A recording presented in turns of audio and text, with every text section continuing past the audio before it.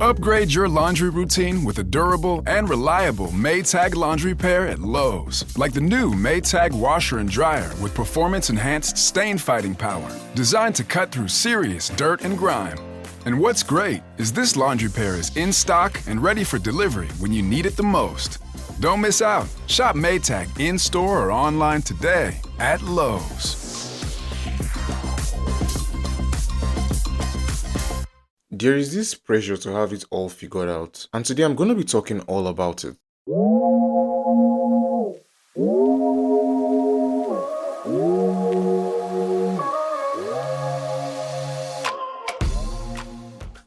Hey you, welcome back to the Almost 20 podcast. Before we dive right into today's conversation, why don't we play our usual game? A game whereby I'll try to guess what activity you might be doing while listening to the podcast. And if I get the activity you're doing, you're out of the game. So first of all, if you're taking a bus or you are on a bus while listening to this podcast episode, you're out of the game. Second of all, if you're driving while listening to the episode, you're out of the game. Third, if you're taking a train or you're biking, you're out of the game. If you're walking out, you're out of the game. If you're taking a walk, you're out of the game. If you're cleaning, doing the laundry, doing the dishes, you're out of the game. If you're running errands, you're out of the game. And I think that's all I've got for the list for today. But I remember something that happened the other day. So a friend reached out to me. A friend had listened to one of my solo episodes, right? One of these solo episodes, and the friend was like, "Martins, what the hell? What the actual hell? Oh, what do you expect us to do while listening?" I think in that solo episode, I had listed out so many activities. I think activities that a normal average human being will be doing while listening to the podcast. I think I mentioned cooking. If you notice, I didn't mention cooking in this list. I think the chefs that are listening, they are going to be relaxed now. Enough of the hypocritic relationship. It's enough. I think I'm giving you guys a break for today. But I had listed if you were walking, if you were cooking, if you were talking. I didn't say talking, but if you were jogging, I had listed so many activities that a normal human being would do while listening to a podcast. And she was like, "Martin, are we witches that we should fly while listening to your that we should fly while listening to your episode?" I don't really care, you guys. I don't really care. Whatever it is you're doing, just try not to get called out by me once we start this game. But yeah, as always, regardless of whatever it is you're doing, just come closer and let's have a wonderful conversation. So like I mentioned earlier, there's this pressure to have it all figured out, especially as a student. Figuring it out when you're done with school, when you're done with, let's say, high school, secondary school, university, college, or whatever higher institution it is you're in. Maybe you felt this as you thinking to yourself, after this phase of my life, what's next? What directions am I supposed to take? What decisions am I supposed to make? What path should I follow? And I'd missed you trying to figure out what decisions to take. You then feel this pressure to have already made decisions that are a guarantee of success. The first time I felt this cluelessness as regarding to this topic was when I was in my primary 5. And that's a really long while. That was the first time I ever thought to myself, after this phase of my life, what's next? It was the first of many more times to come that I would tell myself, what's next after this phase? I remember sitting in the classroom on my desk and I remember staring outside the window. It's so vivid to me. Like, I still remember the entire environment. I remember my classmates and the noise of the entire school environment becoming background noise, everybody being blurred out of my vision. And then I'm looking outside the window and I'm asking myself, what's next? And the reason why I started thinking this way was because the school I was attending then had just from kindergarten to primary 5. And so all through the while, I've always just known from primary 1, we moved to primary 2. From primary 2, we moved to primary 3. From primary 3, oh, what's next? Primary 4. And then when I got to primary 5, I realized that, hold on, this school doesn't have a high school. It doesn't have a secondary school. So there is no certainty of what is supposed to happen. What is supposed to happen now? And so the 8-year-old, 9-year-old me, I can't remember what age I was as at then, currently, I can't remember now, was staring out the window and he asked himself and he thought to himself, what's next after now? And this was one of many times that I would come to ask myself, this same question. This same question of what's next, what decisions am I supposed to make, what paths am I supposed to follow. These entire questions are questions that in various phases of my life I've asked myself. And I'm sure you listening, you're no stranger to these particular questions. I think the pressure even becomes much more heavier when you look around and you see the next person getting their shit together. You see the next person making waves. Meanwhile, you have no sense of direction. I felt this way, like I just told you. And not until categorizing what I wanted out of life did I start to actually have structure in my life. And the only reason why this structure was able to happen was because of some tips that I applied in my life. I'll be sharing these tips with you alongside the categories of things that I had arranged and structured that I wanted for my life. Now, I would say that there is no set in stone structure or guideline or career that guarantees success for everybody, right? Just because this first person did it and succeeded doesn't mean that the other person will do it and also succeed. It's the same thing applies to these tips that I'm about to give you. They are not specific tips, but they are tips that are tested and proven to give a sense of direction amidst the chaos and the panic of figuring things out, right? The tips are not the kind of tips that I would say, well, you have to study biology. You have to take this particular course so you get successful. You want to be a policeman? Well, take chemistry, 3 courses of chemistry, and you're guaranteed success in this field of security. Oh, you have to do these 3 times. You have to drop this course. You have to resume this course. You have to follow this particular career path. No. But the tips that I'm talking about that I applied to myself and the tips that I will be sharing with you are tips that would give you a sense of control as you navigate your own unique path, right? People love being in control of their lives, or at least being in control of a good number of aspects of their life. And so that's why I think these tips are very helpful, because they would help you realize that, okay, in as much as I'm feeling this pressure and I feel lost, there are things that I can actually do that would give me a sense of direction, things I would actually do that would enable me create a structure for my life. And so without further ado, let's just dive right into those tips. The first tip is to figure out what it is you want to do. Now, figuring out what it is you want to do, you don't also have to feel pressured to pick out something that would have to be your entire lifelong path. It could be something that you see yourself doing for a short period of time, right? And there is even the possibility that doing something for a short time, you might then see yourself do, you might then become comfortable with doing it long term. But for now, what I would say matters the most is to figure out what it is you want to do. Now, how do you figure out what it is you want to do? The first thing you would need to do is to ask yourself what excites you, what brings you joy, what makes you happy, what ideas, what subjects, what topics gives you genuine curiosity, joy. What is that topic that when you're learning it, you could learn it for hours? What is that subject that you could go on and on for hours and without getting tired? What is that particular career path that you see yourself, if you're doing it long term, it makes you feel excited? The thought of you going into that particular career field gives you excitement, really. And even if whatever it is that comes to mind now is not something that you would see as a career, I think the excitement of it is a clue that is worth following. So write those subjects, ideas, fields, paths that are coming to your mind. Write them down on a piece of paper. It could be football, it could be cooking, it could be even courses like biology, physics, chemistry, it could be banking, it could be engineering, whatever it is that when you think of being in that particular field, or when you think of doing that, or when you think of even talking about that, it makes you feel excited. Write them down. The next tip would then be to consider what you can actually tolerate doing. When you've written down the tips of things that are exciting you, the things that are, when you think about them, you're like, whoa, this is going to be amazing. Think of those things you've written now, look at them and single out the ones that you can actually tolerate doing. There's a difference between doing something long term because it excites you, and then doing something because while it excites you, you can tolerate doing that thing for a very long time.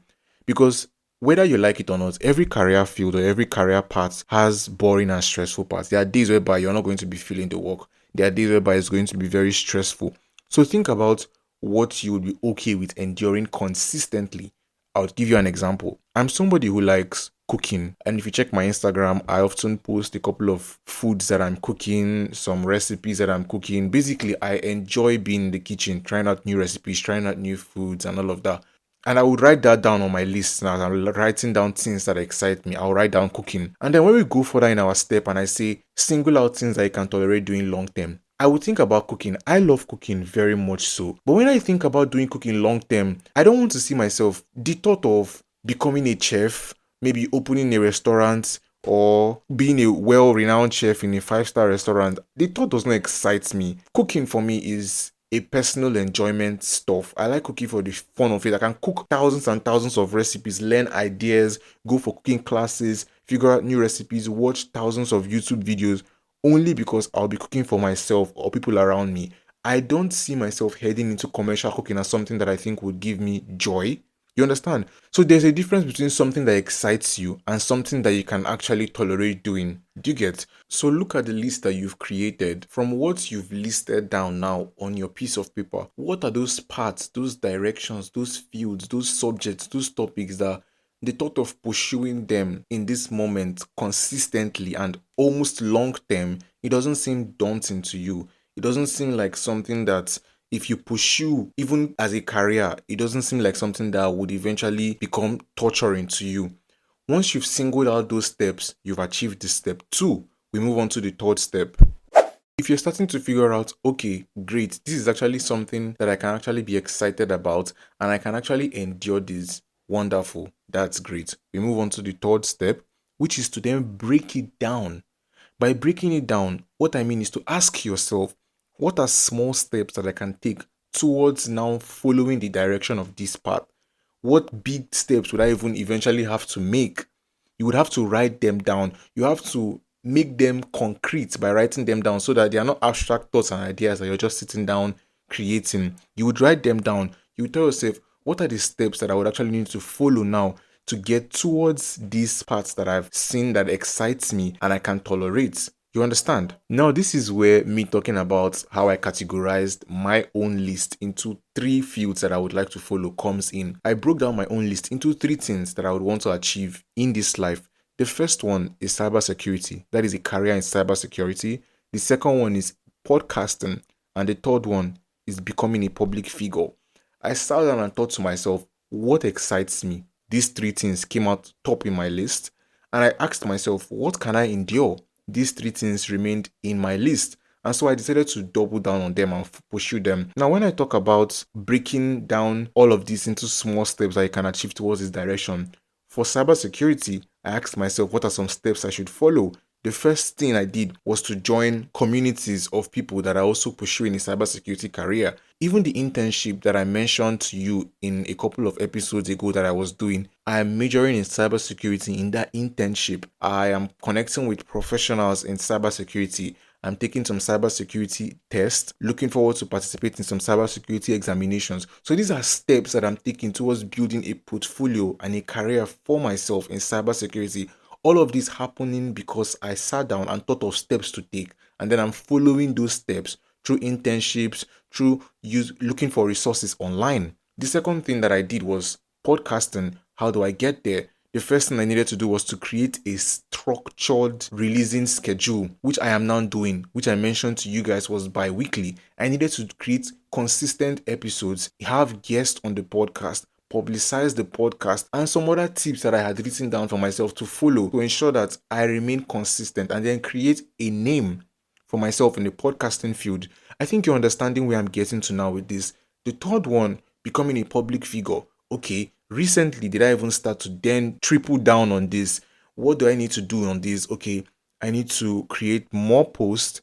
I need to even spread the word about my account. Hey, please follow my account. I need to ensure that I'm consistent enough to post more than 100 posts. I don't think I've even posted up to 100 posts.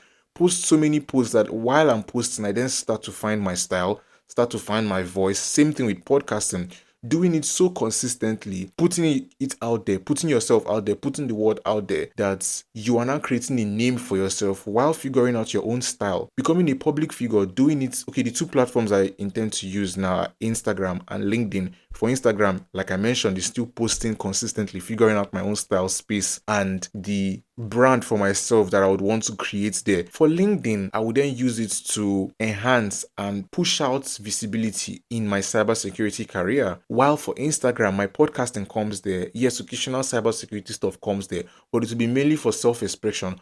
All of these three goals and all three steps I'm seeing are helping me see a vision and direction towards achieving these goals that I just set for myself. Do you understand the picture I'm trying to paint? So that's what I'm trying to say. Reach out to mentors on that part. Some steps like reaching out to mentors on that part, take courses on that part, meet even people around you that you know that are into that particular field, that particular part, that particular subject. Meet them, volunteer for internships, go for internship, join courses, join clubs. The exposure, what it will do for you is that it will then help you know whether, okay, is this actually something that I would like to consistently keep on pursuing? Or is it something that it's mildly interesting? Do you understand? Doing all of these things consistently have set in stone in my mind, okay, this is actually what I would like to pursue. For you now, you might be doing it and then you realize, okay, I don't think this part interests me any longer. I don't think from the internship experience that I just had pursuing this particular field, I don't think I want to pursue it any further. You understand? And that would then lead to you staying flexible early on. You can then change. The fact that you picked something first does not mean that it would be something that you have to do long term, like I mentioned. So when you figure out, okay, it does not work for me, earlier on, without wasting time, you're moving on to another field that you've picked for yourself. You're trying it out. That way, you're able to figure out what is working for you and what is not going to work out for you earlier on, saving you so much time. And you would then come to realize that all of these tips that I'm saying are not tips that are removing the pressure 100%. They're not eliminating the pressure.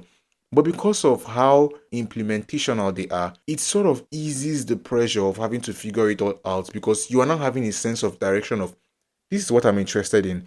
These are how to get here. This is what I can tolerate. This is how I can do this. This is how I can do that. I don't like this. Back to step one. We do it like this. In that same way, you're no longer feeling this pressure to have anything figured out. Even if you're looking at the next person, what's coming to your mind is they are doing their own thing. You have your interest and the paths that you're following, and you're also putting the work in it. Do you understand?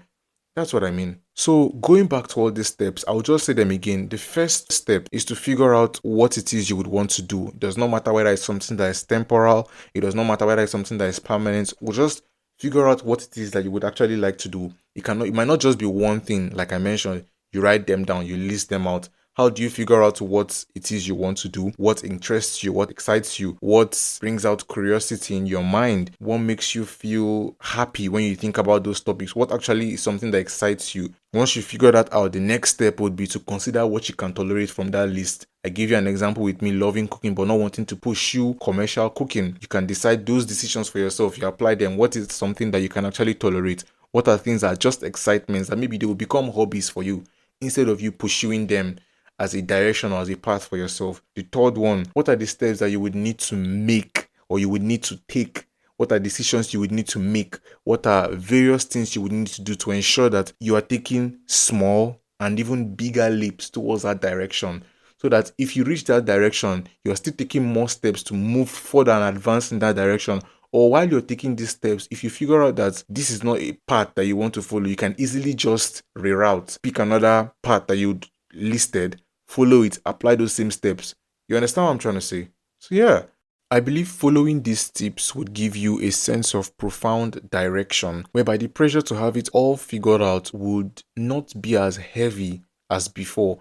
Instead, it would ease off because you now have a sense of what it is you'd want to pursue. You now have steps that you can take to actually achieve those particular fields and move to the next steps that you've actually written down that excites you and you can tolerate. And that's all I've got for today, folks. Thank you for spending your time listening to this episode. As I've always said, it's wonderful to hang out with you and have a wonderful conversation with you. Check out the Almost 20 Podcast on Instagram at Almost 20 Podcast. Check out me on Instagram at _Guy Martins. New episodes of the podcast every Sunday bi-weekly. Listening on Spotify, on Apple Podcast, or anywhere you listen to your podcast. Now, a couple of you reached out to me saying that you couldn't comment or leave comments on Spotify. And it was so annoying because Spotify has done something. They've released an update that basically bans comments from this region. I don't know the region they are talking about, whether it's just country specific or whether it's continent specific. but basically you can't leave comments in this podcast anymore. Not just in my podcast, but any podcast, I think, within either the Nigerian region or the African continent. And so wherever you are in the world, dropping a comment is not going to be possible simply because the host of the podcast is within this particular region. I honestly don't know what prompted them to make such decisions, but you could always show your support for the podcast by actually rating the podcast. You could show your support by following the podcast and actually sharing the podcast if you enjoy the episode. That would really, really, really help me a lot. Rate it on Apple Podcasts, rate it on Spotify, rate it wherever it is that you're listening. Follow the podcast, share the podcast to anybody that you actually think would benefit from the episodes. And as always, I'll see you in the next episode. Take care. If you're shopping while working, eating, or even listening to this podcast, then you know and love the thrill of a deal. But are you getting the deal and cash back? Rakuten shoppers do. They get the brands they love, savings, and cash back. And you can get it too. Start getting cash back at your favorite stores like Levi's, Plow and Hearth, Adidas, Sephora, and Neiman Marcus. Stack sales on top of cash back and feel what it's like to know you're maximizing the savings. And it's easy to use. And you get your cash back sent to you through PayPal or check. The idea is simple. Stores pay Rakuten for sending them shoppers, and Rakuten shares the money with you as cash back. Download the free Rakuten app or go to Rakuten.com to start saving today. It's the most rewarding way to shop. That's Rakuten. Rakuten.com.